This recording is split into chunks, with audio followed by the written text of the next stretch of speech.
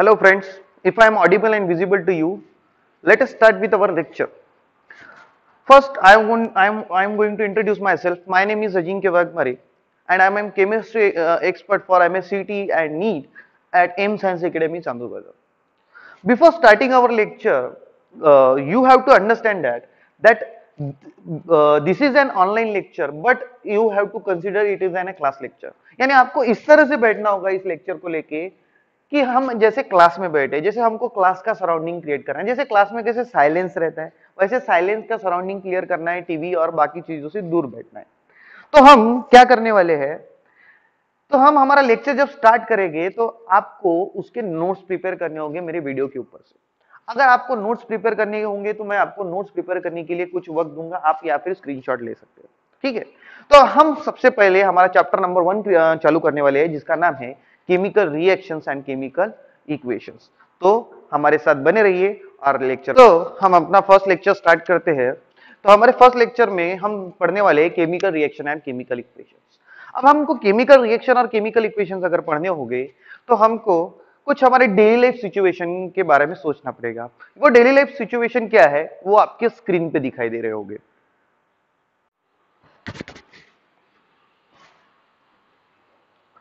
तो देखिए दोनों भी सिचुएशन में क्या हो रहा है, आप मिल्क को जब ओवरनाइट रख देते हो, मिल्क को आपने ओवरनाइट रख दिया तो milk is converted into curd, यानी क्या हो रहा है कि उसमें कुछ तो भी चेंजेस हो रहे हैं। वैसे ही सेकंड सिचुएशन में देखिए, सेकंड सिचुएशन में क्या हुआ था, प्रिपरेशन ऑफ फूड।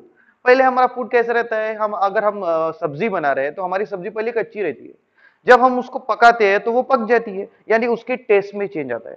यानी क्या हो रहा है देखो दोनों भी सिचुएशन में, इनिशियल पोजीशन, इनिशियल जो कंटेंट है इनिशियल, उसमें कुछ तो भी चेंजेस हो रहे हैं,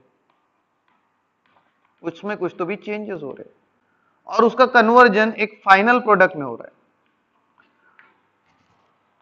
अब इसके प्रॉपर्टीज, इनिशियल कंपाउंड की और फाइनल प्रॉपर्टीज की प्रॉपर्टीज जो है उस प्रॉपर्टीज में डिफरेंस है इनिशियल कंपाउंड के और फाइनल कंपाउंड में। और ये जो इनिशियल और फाइनल कंपाउंड के प्रॉपर्टीज में जो चेंजेस आ रहे हैं, इन चेंजेस को हम कहते हैं chemical reactions. when there is a change in some physical or chemical, specifically अब हम केमिकल के बारे में देखेंगे, when there is a change in, देखो डेफिनेशन करता हूं मैं, definition, when there is a change in chemical properties or when there is a change in chemical properties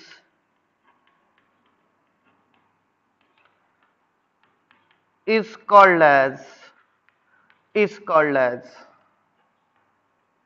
chemical reaction. उसको हम क्या कहेंगे, chemical reaction.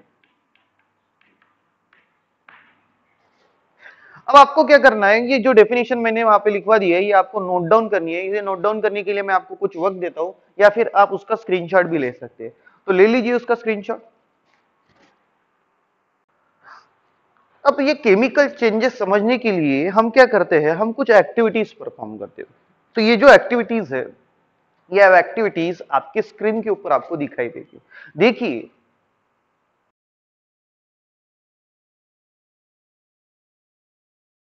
So let us consider the following experiment. In this following experiment we required 3 apparatus. One is Bunsen burner, another is magnesium ribbon, and third is pair of tong. In this experiment we are going to burn the magnesium ribbon with the help of the pair of tong. With the help of pair of tong, the magnesium ribbon is burned and it burns with a dazzling white flame.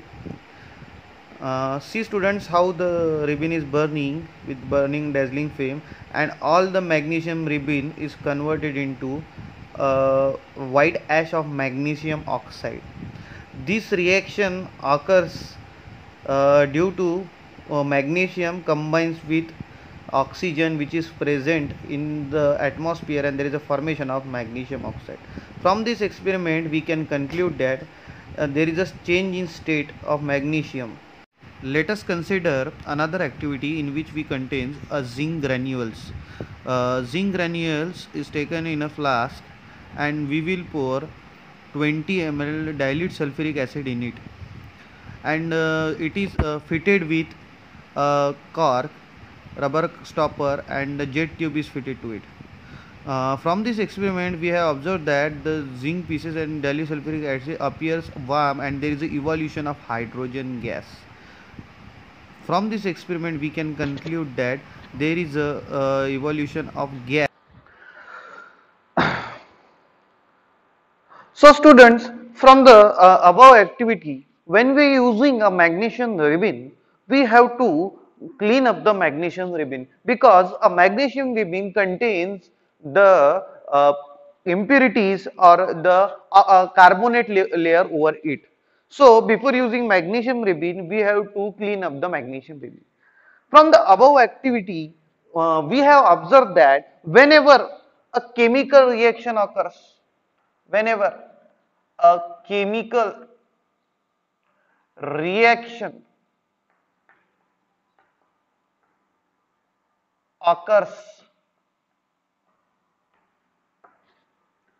we have to understand that there is a change in there is a change in temperature.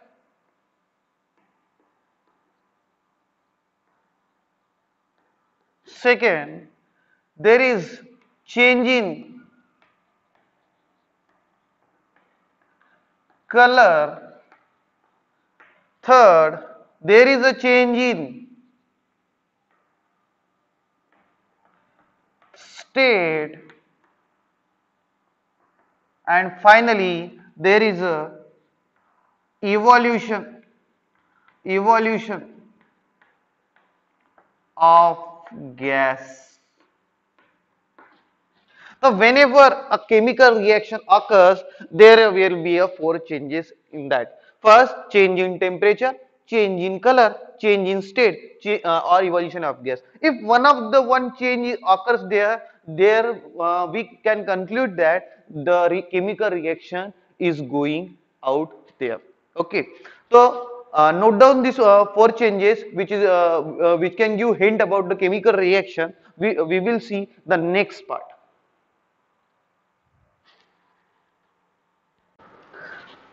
Now, let us move towards our next portion. See, we have seen in our activity, हमने हमारे activity में देखा है कि क्या हो रहा है, वहां पे एक रिएक्शन हो रही है. देखो कैसे. Magnesium ribbon, magnesium ribbon, magnesium ribbon को हम ऑक्सीजन की प्रेजेंस में, ऑक्सीजन कहां पे है, तो हमारे एटमॉस्फेयर में है, ऑक्सीजन की प्रेजेंस में बर्न कर रहे हैं.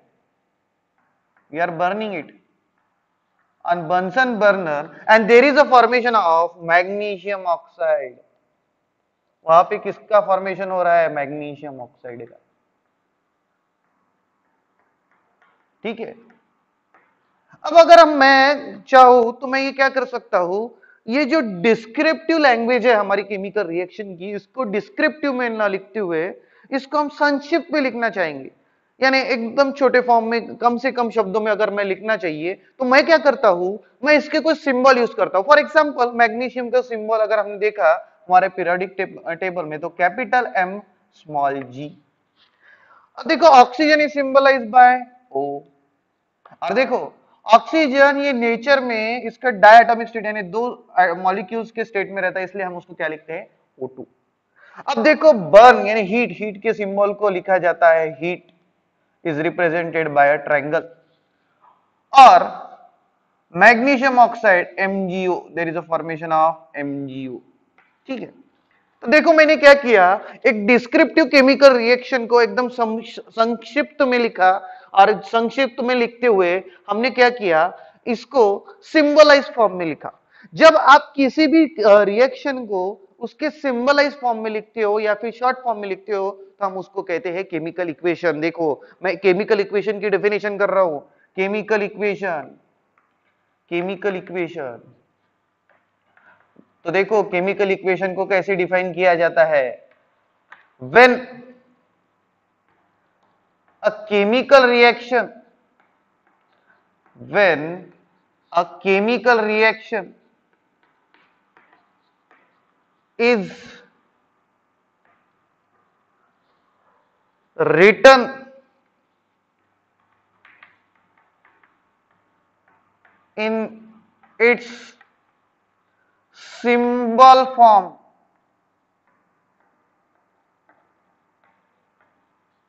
or in short,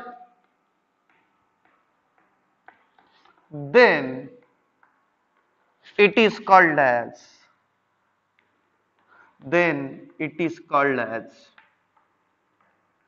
chemical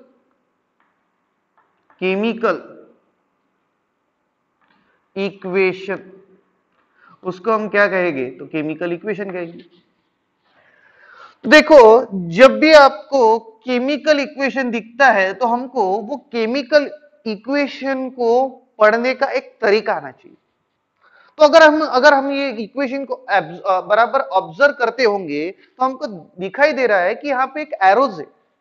okay, ये देखो, ये जो एरो है, ये एरो हमेशा रिएक्शन की डायरेक्शन बताता है।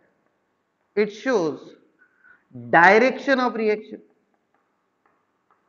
Direction of reaction. अब इस एरो के ऊपर या नीचे हमेशा रिएक्शन कंडीशन लिखी जाती है, रिएक्शन कंडीशन। अब रिएक्शन कंडीशन कौन सी हो सकती है? तो हम देख सकते हैं कि रिएक्शन कंडीशन एक तो हो सकता है टेम्परेचर, कौन से टेम्परेचर पे हम उसको कंडक्ट कर रहे हैं, या फिर हीट कर रहे हैं, जैसे आपने यहाँ ट्रायंगल लिखा है, बर्न कर रहे हैं, या फिर और हो सकता है प्रेशर। कभी कभी यहाँ पे एसिड और बेस भी दिया जाता है, वो क्या होता है वो हम बाद में पढ़ेंगे, ठीक है। और इस एरो के दो साइड्स है, one is LHS, and another one is RHS, तो देखो, जो केमिकल रिएक्शन में बनता है या फिर जो एरो के राइट हैंड साइड पे होता है, उसको हम कहते हैं प्रोडक्ट। और प्रोडक्ट एक से ज्यादा हो सकती है, तो जो हमारा मेन रहता है उसको हम ये प्रोडक्ट बोलेंगे, और बाकी को हम बोलेंगे मेन प्रोडक्ट। इसको हम बोलेंगे मेन प्रोडक्ट, और बाद में बोलेंगे, इसको बोलेंगे हम सब प्रोडक्ट। सब प्रोडक्ट बोलते हैं, या फिर उसके लिए डिफरेंट टर्म्स यूज किए जाते हैं। तो देखो, जो केमिकल रिएक्शन में प्रिपेयर होता है उसको हम बोलते हैं प्रोडक्ट, और या फिर सब प्रोडक्ट। तो हमको यहाँ पे हम उसको जनरल वे में हम उसको बोलते हैं प्रोडक्ट। तो प्रोडक्ट क्या होता है? फिर से बोलो, प्रोडक्ट क्या होता है? जो किसी भी केमिकल रिएक्शन में फॉर्म हो या फिर एरो के राइट हैंड साइड में हो, उसको हम क्या बोलेंगे? Product. The substance formed in a chemical reaction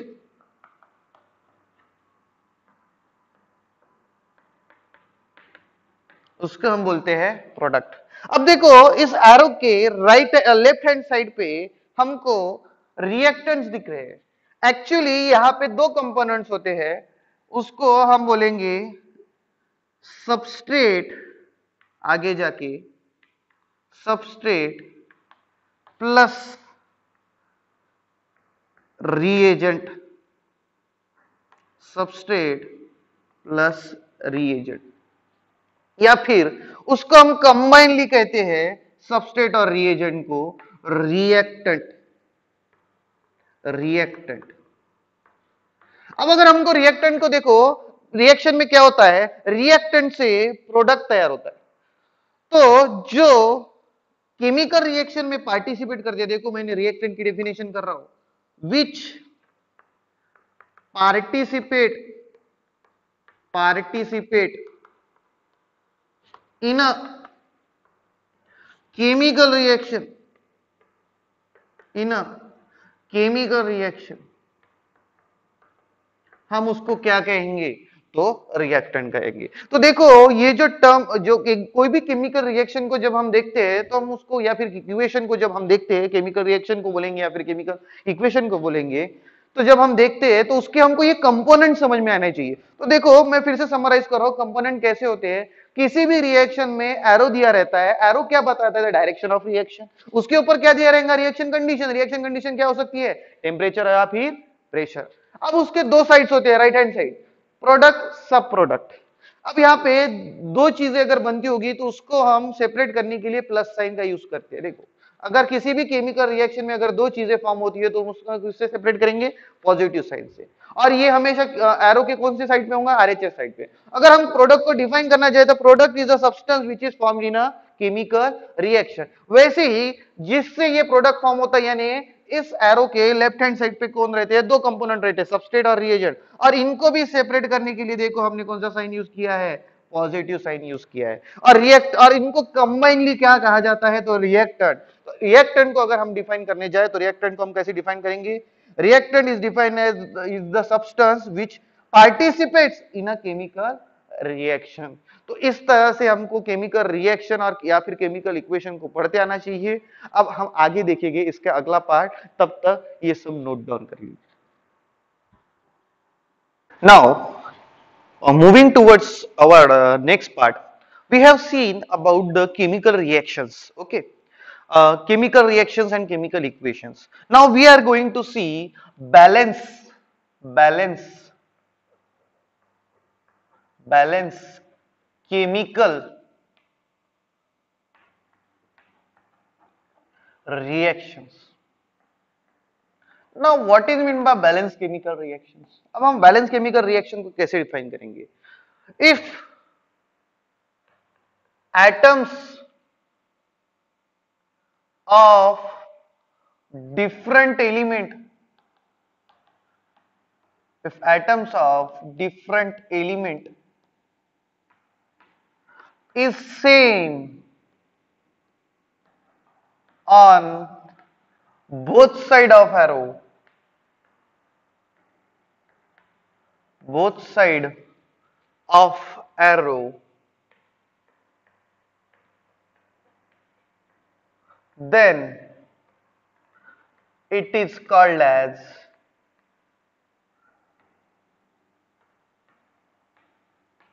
balance chemical reaction.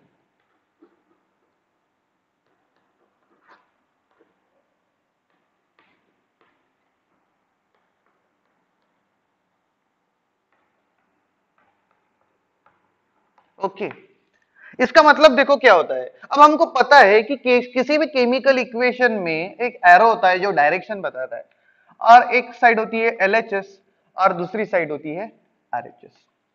जब एलएचएस और आरएचएस दोनों भी साइड में, जब एलिमेंट्स, अब डिफरेंट एलिमेंट्स, हम एग्जांपल ले लेते हैं। अब हमने देखा है zinc granules which react with H2SO4 यानी डाइल्यूट सल्फ्यूरिक एसिड, यानी जिंक। अब उसका इक्वेशन लिख रहा हूं मैं, देखो ध्यान से, zinc when reacted with dilute sulfuric acid has the formula H2SO4, then there is a formation of ZnSO4 plus H2। अब देखो हमको ये रिएक्शन कैसे हो रही, क्या हो रही, वो हमको बाद में पता ही हो जाएगा, लेकिन सबसे पहले हमको देखना है कि रिएक्शन में क्या हो रहा है, कि ये रिएक्शन बैलेंस है कि नहीं है। अब हमने डेफिनेशन क्या की है, if the atoms of different elements, अब ये एटम्स है डिफरेंट एलिमेंट्स के, ये दोनों एरो के दोनों साइड में क्या होने चाहिए, सेम होने चाहिए। अगर वो सेम होंगे, different element is same on the both side, तो हम क्या कहेंगे, इस रिएक्शन को बैलेंस कहेंगे। अब बैलेंस रिएक्शन देखने के लिए, चेक करने के लिए क्या करना है हमको, बस एक टेबल बनाना है। अब कैसा है, स्टार्टिंग के फेज में हम उसको टेबल के स्वरूप में हम देखेंगे, लेकिन बाद में जब आप जैसे जैसे आगे बढ़ते जाओगे, जसं जसं तुम्ही समोर जात जाणार तसं तसं तुम्हाला या गोष्टी सोप्या होत जाणार। पहा, एक टेबल तयार करायचा, या टेबल मध्ये लिहायचं एलिमेंट्स। अब देखो सबसे पहले एलिमेंट्स की हमको लिस्ट बनानी होगी, फिर वही एलिमेंट्स एलएचएस में कितने हैं नंबर, और आरएचएस में कितने हैं, आरएचएस में कितने हैं। तो देखो क्या हो रहा है। अब यहां पे देखो, सबसे पहले मैं बोलता हूं आपको, अदर देन हाइड्रोजन और ऑक्सीजन एलिमेंट की लिस्ट बनाना। देखो अब अदर देन फर्स्ट कौन है, जिंक। अब देखो ये एरो की लेफ्ट हैंड साइड में जिंक कितना है, 1। राइट हैंड साइड में देखो जिंक कितना है, 1। ओके, उसके बाद देखो, उसके बाद हाइड्रोजन और ऑक्सीजन छोड़ के लिस्ट बनाना सबसे पहले, बाद में कौन आता है, सल्फर। देखो सल्फर, सल्फर यहां पे कितना है, 1, यहां पे कितना है, 1। ओके, बाद में देखो, बाद में लेना ऑक्सीजन और सबसे लास्ट में लेना हाइड्रोजन। ऑक्सीजन और हाइड्रोजन की बारी सबसे लास्ट में लगाना। ओके, ऑक्सीजन देखो यहां पे कितने हैं, एलएचएस साइड पे, एरो के एलएचएस साइड पे 4, वही आरएचएस साइड में कितने हैं, 4। ओके, अब देखो hydrogen, hydrogen on LHS, hydrogen element on LHS कितने हैं, 2, और आरएचएस में कितने हैं, 2। तो देखो हमको क्या दिख रहा है कि इस केमिकल रिएक्शन में, इस केमिकल इक्वेशन से हमको यह पता चल रहा है कि इसके एलएचएस में डिफरेंट एटम के जो एलिमेंट्स है, जितने हैं उतने ही कहां प्रेजेंट है, आरएचएस में प्रेजेंट है। यानी atoms of different elements on LHS and RHS if same, then such a chemical reaction is called as balance chemical reaction or balance chemical equation। Okay, तो ये बैलेंस केमिकल इक्वेशन के बारे में हम लिख लो, या फिर हम इसको और एक टाइप में डेफिनेशन लिख सकते हैं। दूसरी टाइप की इसके डेफिनेशन क्या है, देखो वैसे ही है, सिर्फ इस बार मैं डिफरेंट एटम के फॉर्म में ना लिखते हुए मास के फॉर्म में लिखूंगा। If the mass of different element is same on both side of arrow, then it is called as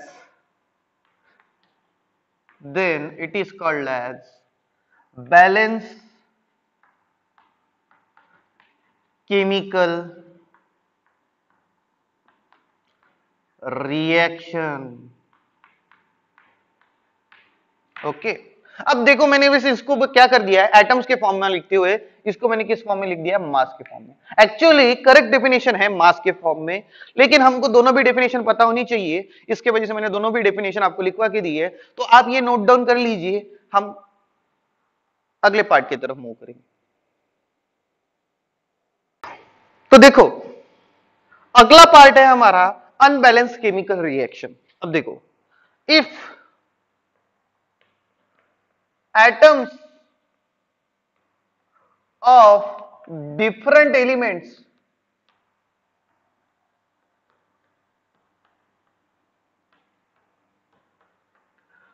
are not same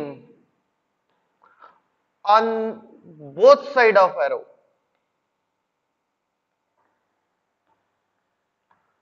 on both side of arrow, या फिर हम जैसे पिछले बार किया था in the form of mass भी कर सकते हैं। और इफ एटम्स ऑफ, एटम्स के फॉर्म में ना लिखते हुए हम उसको किसके फॉर्म में लिखेंगे, if mass of different element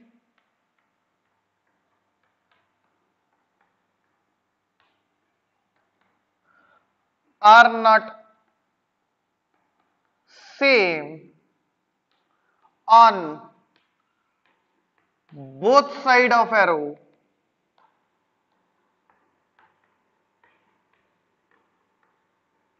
is called as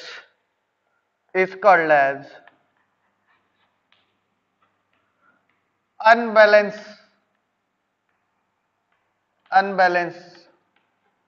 chemical reaction.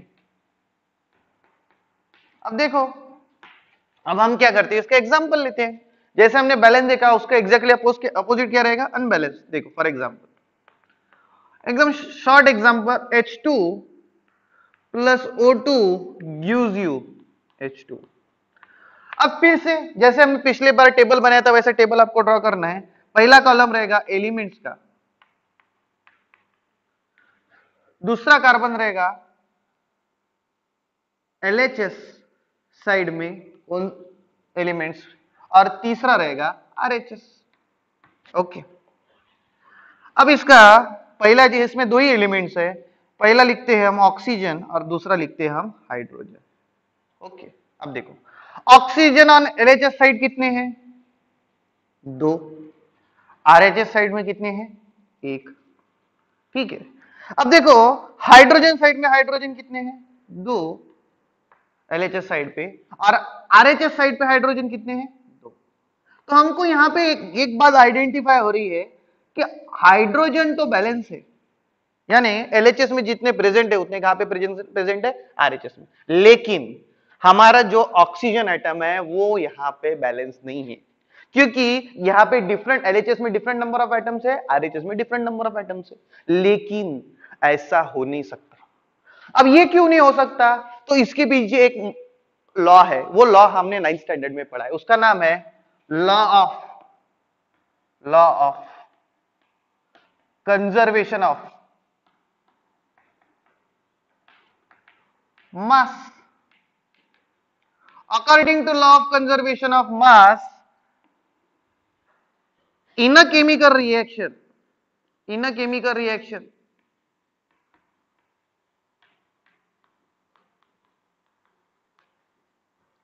mass cannot be created or destroyed। कोई भी मास को हम क्रिएट नहीं कर सकते या फिर डिस्ट्रॉय नहीं कर सकते। मास हमेशा केमिकल रिएक्शन में क्या होता है? तो सेम होता है, यानी नंबर ऑफ एटम जो होते हैं वो क्या होते हैं? रिएक्टेंट में और प्रोडक्ट में सेम होते हैं। लेकिन फिर यहां पे वो सेम नहीं है, तो हमको उसे सेम बनाना पड़ेगा, और उसको सेम बनाने के लिए हम हमारे अगले पार्ट की तरफ मूव होते हैं, जिसका नाम है balancing chemical reaction. Balancing chemical reaction ये सबसे ज्यादा इंपॉर्टेंट पार्ट है। तो ये जो बैलेंसिंग केमिकल रिएक्शन है ये हम हमारे अगले लेक्चर में देखेंगे। तब तक के लिए बने रहिए। I am Mister Ajinkya Waghmare from M Science Academy, Chandur बाजार।